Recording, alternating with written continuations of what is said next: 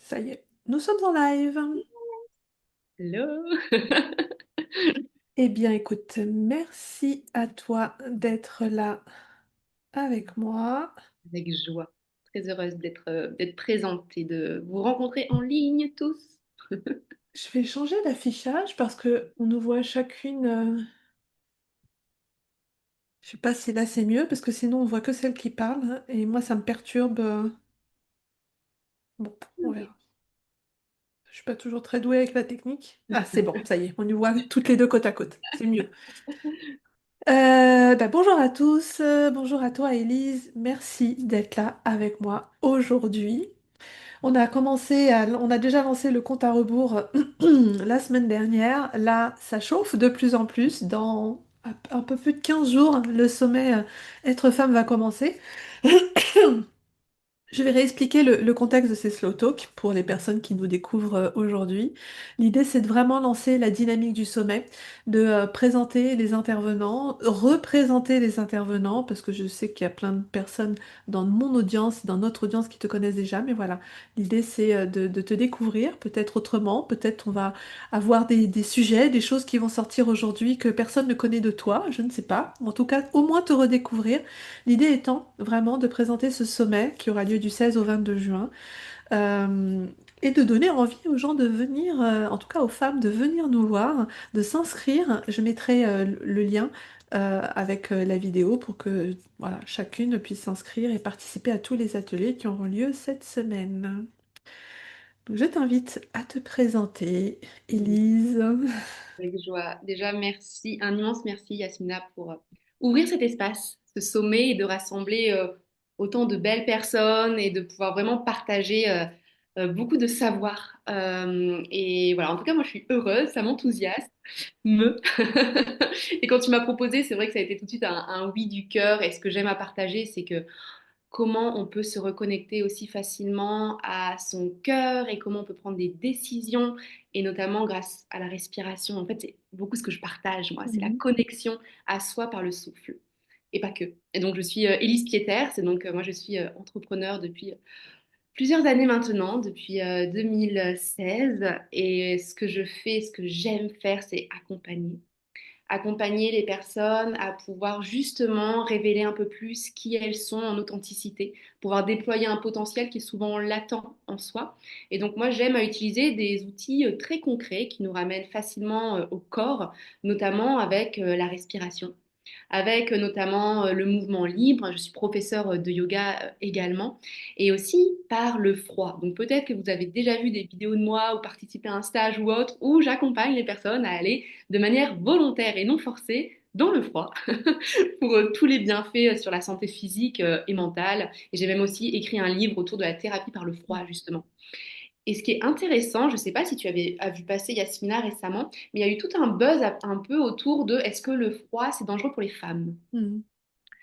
Donc c'est très intéressant parce que c'est vrai que autour du froid et même de la respiration, hein, on a des différences forcément physiologiques entre hommes et femmes au niveau de l'action de la respiration ou l'action du froid. Voilà, si tout ce domaine-là vous intéresse, enfin, avec joie d'en partager un peu plus de toute façon aussi. Mais voilà, ce que je fais en gros, j'accompagne à la fois en présentiel et en ligne aussi. Ok, tu as attisé ma curiosité du coup. Est-ce que c'est dangereux pour une femme de pratiquer le froid? Bon, Alors j'imagine la réponse, mais voilà, puisque tu as ouvert la porte, allez, oui, allons-y. oui, oui. Non, mais alors déjà, première chose, en fait, il y a très très peu d'études scientifiques qui étudient les bienfaits du froid sur les femmes. Il y a beaucoup d'études autour des hommes, parce que forcément, on le sait, hein, la femme est plus cyclique, donc c'est toujours un peu plus difficile pour la science d'étudier ce qui se passe concrètement chez les femmes. Il y a quelques études quand même qui ont été faites. Notamment, le docteur Susanna Soberg en parle énormément. Donc, elle s'est spécialisée dans la nage en eau froide, notamment en étudiant principalement les femmes. Et donc moi, ça fait 8 ans que je pratique l'exposition au froid. Donc quand on parle d'exposition au froid, on parle à la fois de douche froide, mais aussi d'immersion en eau vive, hein, que ça soit cascade, lac, bain froid et aussi bain de glace. Donc c'est des températures forcément qui sont aussi différentes. Et forcément, ce qui va impacter quand même en tant que femme, et ça à garder en tête, c'est qu'en fonction de notre cycle, on a une sensation au froid qui varie. Donc ça, c'est une réalité. Donc l'exposition au froid est là pour nous faire du bien. L'idée, c'est de vraiment pouvoir faire du bien à notre corps physique. On connaît aujourd'hui les bienfaits du froid, que ce soit chez l'homme ou chez la femme, hein. Je veux dire, ça, c'est pareil au niveau de la réduction de l'inflammation, de pouvoir stimuler le système immunitaire, de pouvoir vraiment favoriser la circulation sanguine, etc. Et donc, en fait, ce qui va vraiment varier ici, c'est plutôt l'écoute de soi aussi et de s'autoriser à avoir vraiment une écoute fine quand on est dans le froid. Et personnellement, je ne vais pas pratiquer le froid quand je suis en période de règles, parce que j'ai testé, j'ai expérimenté, et bah, ça m'a dit non à l'intérieur de mon corps, il n'était pas OK. Voilà, donc moi, c'est vrai que j'accompagne, et j'accompagne beaucoup, beaucoup de femmes avec des protocoles. Donc c'est vrai que je vais toujours vous inviter à pouvoir être accompagné, à pouvoir y aller progressivement. Donc il y a des protocoles qui sont mis en place. On peut très bien démarrer son exposition au froid avec finir sa douche chaude par du froid, quelques secondes. Et de pouvoir utiliser aussi sa respiration pour venir calmer le système, parce que l'idée, c'est de ne pas créer un stress énorme quand on s'immerge dans le froid. Et oui, il y aura un petit choc thermique, surtout au démarrage de la pratique, mais le corps, après, a vraiment une mémoire aussi. Et c'est comme tout, voilà, en pratiquant, eh ben, on va pouvoir justement aller vers cette détente beaucoup plus rapidement aussi, avec une respiration qui est plus lente et plus profonde.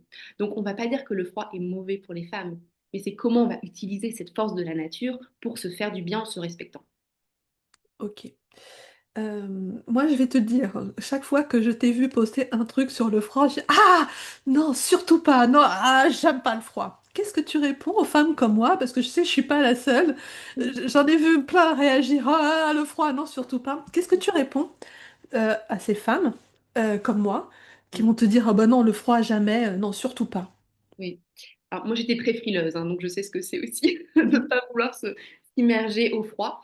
En fait, pour moi, simplement, le froid, c'est une force de la nature que, oui, ça apparaît comme un peu plus inconfortable. On est d'accord que l'image du froid est plus inconfortable que l'image du chaud. Et en mhm, général, chez la majorité des personnes. c'est Et vrai. c'est aussi que, de par notre mode de vie très sédentaire, dans un confort de température aussi assez permanent, je veux dire, entre les vêtements, le chauffage, on est toujours dans une zone un petit peu confortable de température. Donc, notre corps humain a simplement décidé de se mettre un peu en mode paresseux parce qu'on n'a pas besoin de... On ne le stimule pas, en fait. Mhm, Sauf que le corps humain, que ce soit homme ou femme, on a beaucoup plus de mécanismes pour se réchauffer que pour se refroidir. Donc naturellement, l'être humain est plus capable de se réchauffer que de se refroidir. Donc déjà, ça nous met un petit, voilà, une petite puce à l'oreille en disant, ah bah peut-être que en fait physiologiquement, je peux quand même gérer le froid.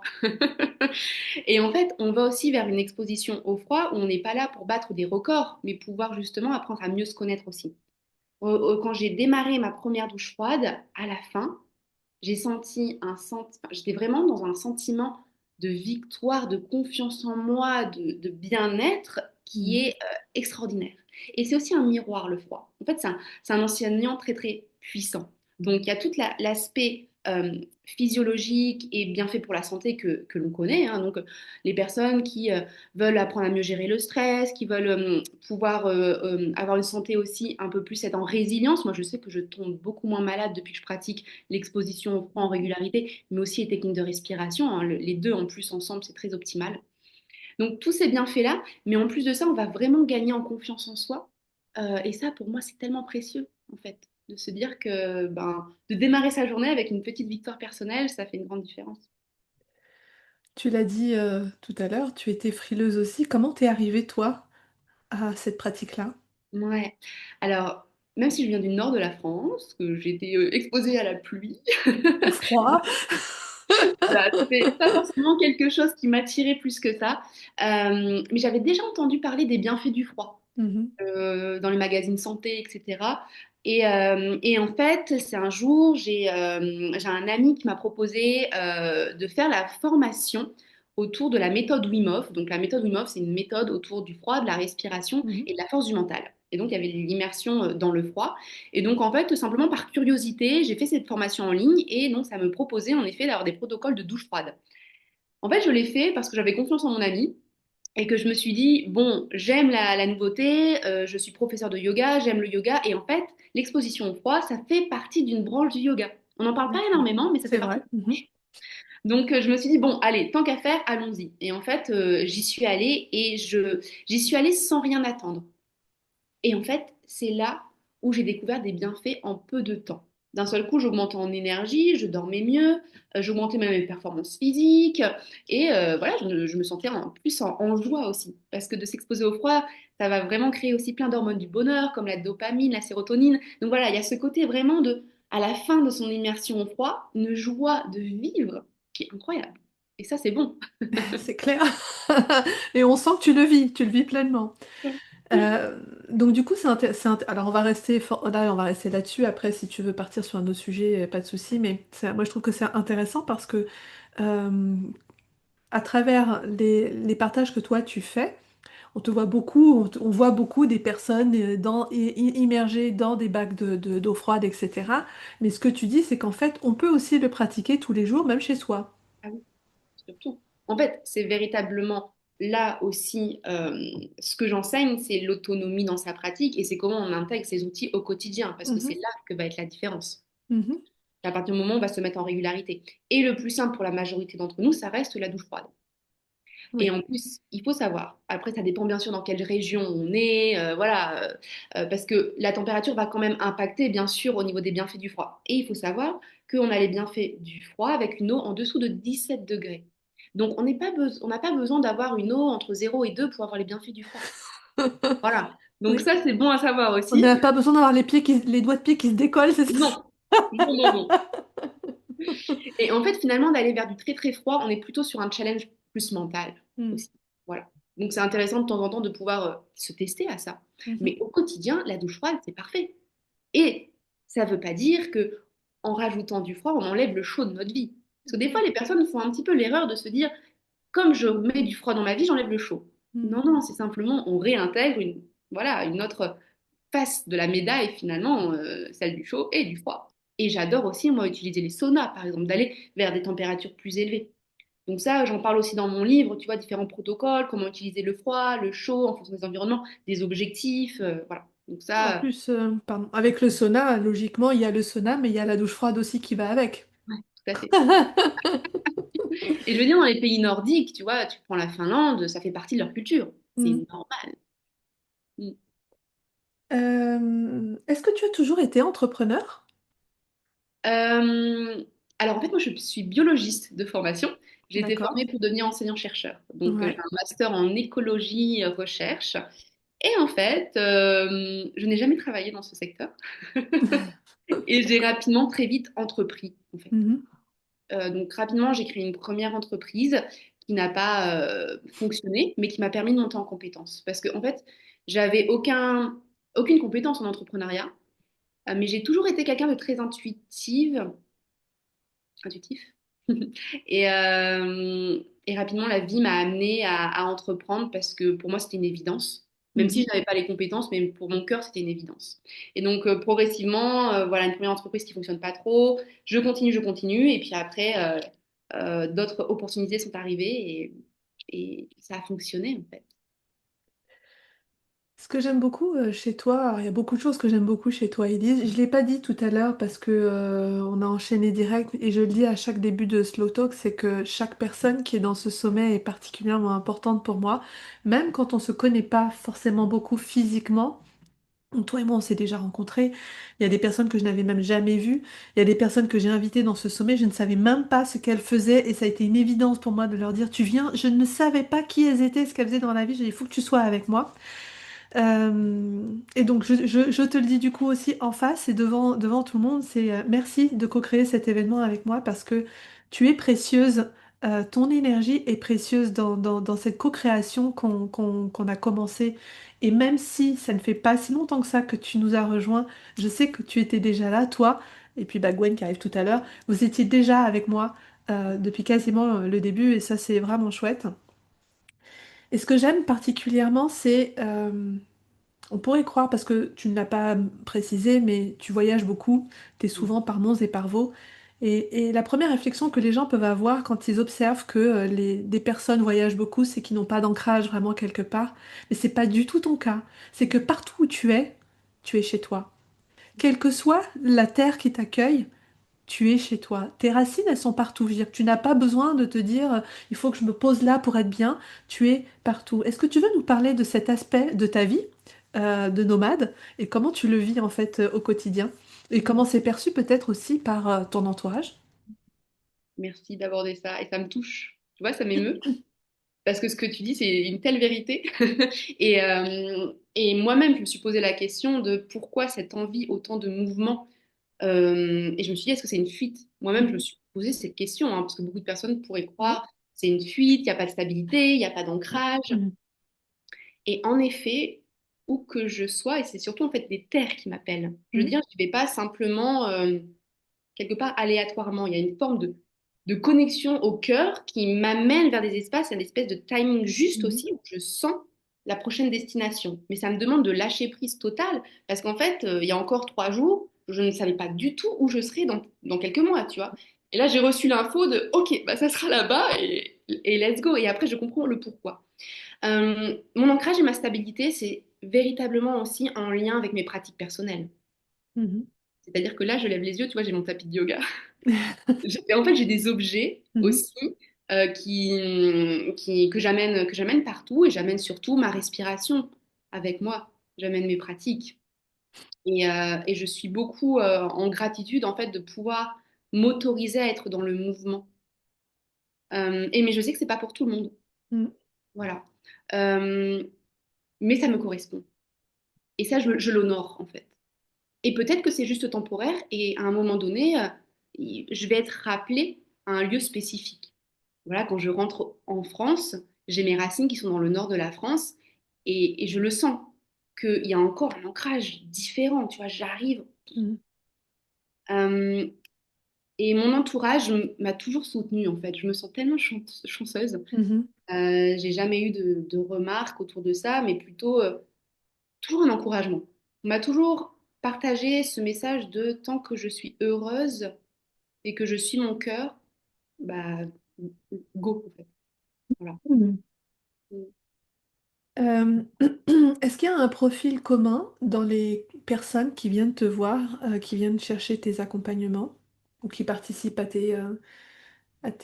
voilà, dans tes clients, on va dire, globalement, pour Ouais. pas catégoriser. Alors, on va dire un profil commun, donc il y a des personnes qui ont déjà conscience de ça et d'autres qui le découvrent après, mais finalement, c'était C'était aussi là. pour ça. Mhm. C'est vraiment apprendre à mieux se connaître et être un peu plus soi-même. Mhm. Donc, au début, les personnes vont venir pour souvent recevoir des outils concrets, en fait, hein. Et puis après, elles vont découvrir que finalement, c'était pour avoir une meilleure compréhension d'elles-mêmes et d'être plus heureuses, en santé et mieux vivre, en fait, au quotidien. C'est véritablement ça. Et donc, j'ai vraiment après tout Mhm. profil. J'ai tous les D'accord. âges. On a eu à la fois mon plus jeune stagiaire avait 6 ans, tu vois, il est venu avec ses Mhm. parents, jusque notre doyenne de 84 ans. Et puis ça, c'était, tu vois, j'ai beaucoup œuvré, j'œuvre beaucoup en France, en Italie, mais après, je suis partie aussi à l'étranger. J'ai continué d'accompagner dans des pays comme le Sri Lanka, l'Australie, à Bali aussi. Voilà, et donc, ouais, c'est beaucoup ça. Et de plus en plus de femmes aussi. C'était ma question suivante. Est-ce que c'est aussi bien homme que femme ou voilà. Et est-ce que toi, tu as, une préférence, enfin un élan, parce que préférence peut-être pas, mais un élan particulier vers les femmes ou vers les hommes? Alors, quand j'ai démarré à accompagner avec le froid, notamment, il y avait beaucoup plus d'hommes, comme si, il y avait un rejet plus prononcé du froid pour les femmes. Oui, Au début, il y sûrement. avait beaucoup d'hommes. Et puis après, voilà, les femmes sont arrivées aussi, tranquillement. Et puis à un moment donné, en fait, il y a 2 ans de ça, j'ai vraiment ressenti l'appel d'ouvrir des espaces que pour les femmes. Et donc, pareil, je l'ai honoré. J'ai proposé des stages uniquement pour les femmes autour de la Mhm. respiration, du froid. Et je me suis sentie vraiment alignée à ma place. Et donc, j'ai continué d'œuvrer dans cette manière-là, à faire des accompagnements spécifiques pour les femmes, à me renseigner aussi un peu plus sur ben, comment la respiration impacte spécifiquement les femmes, le froid. Et c'est vrai d'observer ces différences. Comme je l'ai dit, moi, je suis biologiste de formation, donc le côté Mhm. aussi de recherche, d'investigation, ça me parle aussi énormément. Et donc voilà, c'est pour ça qu'à la fois je propose des stages uniquement pour les femmes, mais pas que, aussi mixtes, et mes espaces sont ouverts à tout le monde. Voilà, mais quand je regarde aujourd'hui mes espaces en ligne, même s'ils sont ouverts à tous, c'est vrai qu'il y a un peu plus de femmes quand même. Mhm. Tu as parlé de la respiration, tu as parlé de la méthode Wim Hof, tu as parlé du yoga. Est-ce que tu as d'autres outils pour accompagner ces femmes et ces hommes qui viennent te voir? Hmm. Alors, comme je disais, hein, j'utilise beaucoup le corps, donc simplement le mouvement libre, tu vois, que ça soit la Mhm. danse, enfin voilà, de bouger son corps en conscience. J'utilise aussi de plus en plus les vibrations avec les instruments de musique, avec l'activation de la voix, avec simplement le chant en fait de mantra qui est assez, Mhm. assez puissant. Finalement, ce que je partage, c'est des choses que moi je pratique personnellement. J'ai beaucoup accompagné aussi. Alors, moi, j'aime bien m'entourer d'autres femmes, d'autres thérapeutes pour co-créer. Et donc, moi, la plante du cacao, notamment, est arrivée dans ma Mhm. vie il y a quelques années. Et pour moi, c'était une révélation. Donc, j'aime aussi faire découvrir cette plante qui connecte au cœur, qui favorise bah, la méditation aussi, mais surtout une grande connexion à l'amour et au cœur.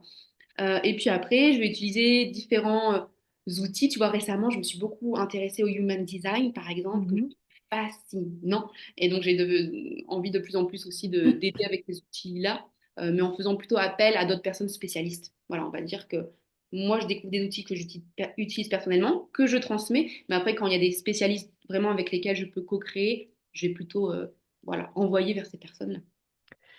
Et donc tout ce que tu proposes, c'est toujours en présentiel? Présentiel et en ligne aussi. Ok, Ouais, ouais, ouais. Donc ok. j'organise des stages, certaines voilà, dates où j'avais quand même une saison un peu plus prononcée, on va dire, en hiver, hein, avec le Mhm. froid. Et puis après, je vais ouvrir de plus en plus d'espaces en ligne aussi. Donc voilà, ça c'est prévu justement. Je peaufine certains accompagnements là. Quel est ton grand message, Élise? Hmm. Mon grand message, euh, ce serait vraiment de se rappeler à quel point on est co-créateur dans cette vie. Et de Mhm. reprendre notre pleine responsabilité et de se rappeler en fait que l'univers, la vie nous soutient quoi qu'il arrive et de se rappeler de ça. Parce que souvent on a tendance à l'oublier, mais quand euh, on se reconnecte à cette forme de vérité, alors après c'est ma vérité, ou simplement je la partage, mais à partir du moment où je me reconnecte à ma responsabilité et que je sais que la vie me soutient quoi qu'il arrive, il y a une véritable magie qui opère dans la matière et dans ma vie. Mhm. Et aujourd'hui, je vis une vie qui, pour moi, est euh, extraordinaire, en fait. Mhm. Mais parce que je l'ai intentionné aussi et que je mets en pratique et en mouvement ce que j'enseigne et ce que je découvre. Donc, c'est pas simplement de méditer et d'attendre que ça me tombe dessus. Ça marche pas. Ça marche pas quand on fait On ça. a cru à un moment donné que ça fonctionnait. Oui, Ce en n'est pas effet. suffisant. Non. J'allais te poser une question et c'est parti. Oui, quelle est ta perception de la position de la femme dans notre société aujourd'hui? Hmm. Ah là là, vague question. Euh, alors, aujourd'hui, j'ai le sentiment tout de même, après c'est avec mon prisme, Mhm. qu'il y a quand même une forme de bascule et de transition qui est en train d'opérer sur... et moi, je parlais finalement plutôt d'énergie féminine et de masculine, si tu veux. Mhm. Et finalement, comme si la femme et l'homme, hein, chacun, est en train de reconnaître un peu plus qu'on était à la fois composé d'énergie féminine et masculine. Et pour moi, ce qui se passe au niveau, oui, sociétal, etc., c'est en lien notamment avec des déséquilibres qui sont plus intérieurs. Donc j'ai le sentiment, en tout cas, les femmes que je rencontre, même les hommes que je rencontre aussi, c'est comme s'il y avait de plus en plus cette prise de conscience que c'était un travail aussi intérieur et personnel à faire autour de comment je viens justement me connecter un peu plus à cette énergie féminine, masculine, et qu'est-ce que c'est finalement, et comment l'expérimenter. Donc voilà un peu ce que je peux partager. Ok. Alors il y a une question de Nezra qui est est-ce qu'il faut toujours finir notre douche quotidienne par une douche froide? Alors toujours non, mais tu peux commencer. Et déjà, en fait, ce que je recommande avec le froid, parce que souvent notre mental va vouloir dévier un petit peu et nous faire procrastiner, je vais vous recommander de vous laisser par exemple une semaine de finir la douche chaude par du froid. De laisser au moins plusieurs jours consécutifs pour voir les bienfaits. Et donc, par exemple, de démarrer la première semaine avec 30 secondes. Juste 30 secondes. C'est quand même long, 30 secondes. Moi, je trouve que c'est long, 30 secondes. Ah Je bah vais tu peux faire essayer, 15 je vais secondes essayer. si tu veux. Et en fait, vraiment, le conseil aussi, alors, c'est un exercice mental hein, aussi. Mm. Donc, c'est-à-dire, soyez prêt avec vous-même. C'est une espèce de pacte que vous faites avec vous-même, d'y aller de manière volontaire et de pas le subir. Bah oui, évidemment. Voilà. Donc, parce que les bienfaits, on va les optimiser aussi quand on est vraiment dans cette posture de gratitude et de remercier le froid pour ses bienfaits aussi. Et puis, le fait Mhm. que c'est une force de la nature, incroyable. Et donc, la respiration va vous aider. Comment respirer? D'inspirer par le nez et d'expirer par la bouche. Avec de longues expirations par la bouche. Parce que simplement d'expirer par la bouche, ça détend rapidement le corps. On envoie Mhm. le signal de détente au corps. Voilà. Donc, essayez ça. Et je sais très bien qu'au début, quand vous allez démarrer le froid, vous allez avoir la respiration coupée. Ça va faire genre, vous avez Ah, bloqué c'est la trop fort. respiration. Ah, 10 secondes, 9 secondes. Ah, ça se termine quand? Donc, vraiment, d'expirer par la bouche, ça va vous Mhm. aider. Donc, moi, Ok, c'est ce que je fais le plus quand j'accompagne les gens. Je fais expire. merci. Merci pour ce petit tips. Avec plaisir. Est-ce que tu veux rajouter quelque chose? Hmm. Non, je pense que on a déjà parlé de beaucoup de sujets. Et là, moi, mon intervention, c'est vrai, dans le sommet, j'ai choisi de vous parler plutôt de la respiration Mhm. et comment on peut se reconnecter véritablement à soi grâce à la respiration. Et donc, je vous partagerai aussi des techniques très concrètes sur comment utiliser la respiration dans son quotidien. Parce que oui, et c'est ça qui est merveilleux avec la respiration, c'est que par exemple, si on se sent stressé, qu'on a envie d'être plus concentré, il existe des techniques concrètes de respiration. Mais pour moi, aujourd'hui, dans la connexion et la connaissance de mon moi, c'est vrai que c'est par la porte de la respiration que j'ai réussi à y accéder. Mhm. Donc, je vous parlerai aussi de ça, parce qu'on va vers des états de conscience modifiés avec d'autres techniques de respiration. Et ça, c'est plutôt des choses que l'on voit en étant accompagné, en stage notamment. Et d'ailleurs, en plus du sommet, je vous ai demandé d'apporter un peu plus de ressources pour pouvoir apporter un complément et vraiment avoir une boîte à outils très complète. Le sujet que toi, tu as proposé, c'est la respiration aussi pour les femmes, spécifiquement dédiée pour les femmes. Et, et bon, je leur dis encore, et je le dis à chaque fois, et le fait d'échanger avec vous au fur et à mesure, je trouve ça extraordinaire de voir à quel point on ouvre plein de portes, plein de Mm. possibilités, plein de façons de faire, et que chacune, en fait, ira trouver ce qui lui convient et s'appropriera chaque outil en fonction de ce qu'elle a vécu et de la façon dont elle a envie de vivre les choses. Ça, c'est top. Ouais. Voilà. J'ai hâte, j'ai vraiment hâte que ce sommet commence et de nous voir vraiment dans la matière là, œuvrer les uns après les autres.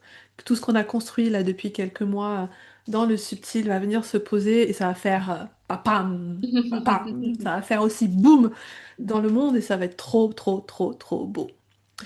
Ben écoute, merci beaucoup Élise, merci d'avoir été là encore une fois, merci d'avoir joué le jeu. Déjà. Je ne sais pas s'il y a d'autres questions, je vais regarder rapidement.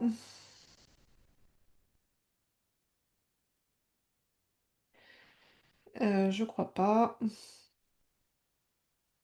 Je pourrais regarder peut-être sur le replay s'il y a des petites questions, si je peux y Ouais, répondre voilà. De toute façon, par s'il y a des écrit. questions, bon, Nezra a dit merci. S'il y a des questions, de toute façon, ouais, que vous n'hésitiez pas à les poser, on y répondra avec grand plaisir. Je te souhaite une très belle fin de journée. Je t'embrasse bien fort et à très, très, très, très, très, très, très vite. Euh, Salut!